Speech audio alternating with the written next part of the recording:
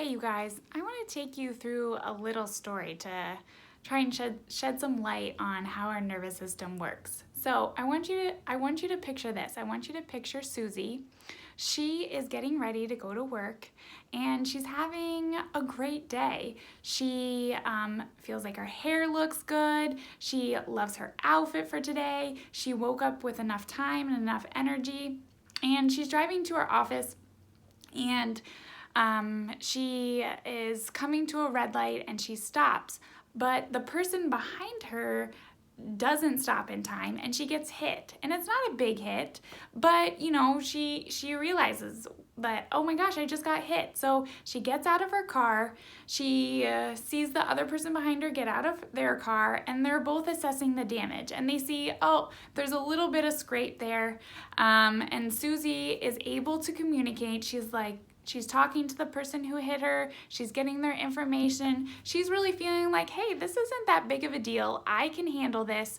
I'm just going to talk it through and get all the information I need, and then I'm going to be on my way to work. Now, imagine, though, if Susie woke up and she was so tired the night before, she slept through her alarm. So she didn't get up on time. She was running late.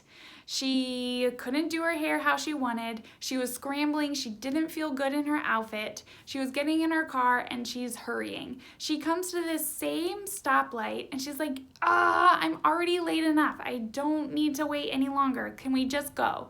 And then she hears it crash. She feels the person in the car behind her hit her. When Susie steps out of that car, she is not able to engage in what I call as socialization, where she's communicative, she's creative, she's able to problem solve. No, Susie, because of the stressors from her day already, she is now in fight or flight. She is ready to yell, she is ready to fight, she is ready to take on this stressor head on. Kind of like if we were in caveman days and a saber-toothed tiger popped out, we're ready to fight or flight. Now, a car accident, a little bump like this is not a reason for fight or flight, but because Susie was so stressed, she's not able to socially engage. She's automatically getting kicked into her sympathetic side of her nervous system. So when she gets out of the car, she's yelling, she's screaming, she's like, what is your problem? She gets all the information, but when she gets back in her car, she's even more stressed than when she was leaving for work. So now when she gets to work, she's not able to do her job properly. She feels more run down. When she goes home, she can't sleep well. She feels bloated. She feels like she just is so stuck in that fight or flight state and that she just can't let it go. And this has big impacts on her health. Like I mentioned, when you're stuck in fight or flight, you cannot digest well. When you're sleeping, you're not going to be healing as well. You're not going to get as good of sleep. And so there's a major difference here when some things are out of our control. I totally get that.